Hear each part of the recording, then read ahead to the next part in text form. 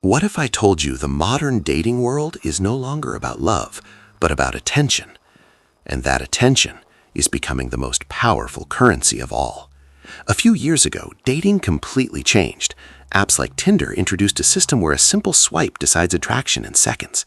No long conversations, no real effort, just a quick left or right, and someone's entire impression of you is made instantly. But here's where things get interesting and a little complicated. On these platforms, behavior changes. People don't always swipe based on deep preference, but often based on curiosity, trends, and quick judgment. And because of that, the system starts to create imbalance.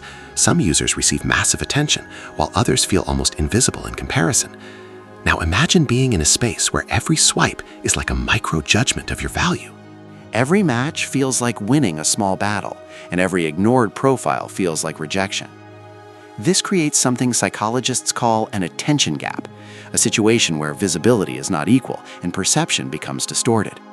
Some users start optimizing everything, photos, bios, lifestyle presentation, just to match what the algorithm seems to reward, not necessarily who they are, but what gets attention. And slowly, dating stops feeling like connection and starts feeling like competition. But the real impact is emotional. People begin questioning their worth based on likes, matches, and replies, and that's where the problem really begins. Is this really how human connection was meant to work? Or did technology quietly turn dating into a marketplace of attention? During global isolation periods in recent years, real-world interaction decreased and digital interaction took over even more. People had fewer chances to meet naturally, so apps became the main gateway to connection. But when supply and demand becomes unbalanced in any system, outcomes start to shift.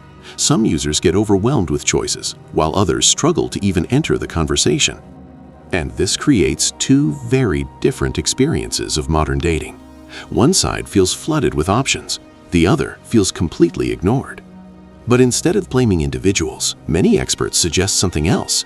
The system itself changes behavior, not because people are good or bad, but because incentives shape actions. And that's the part most people miss. It's not just about dating anymore. It's about how attention, algorithms, and human psychology are colliding.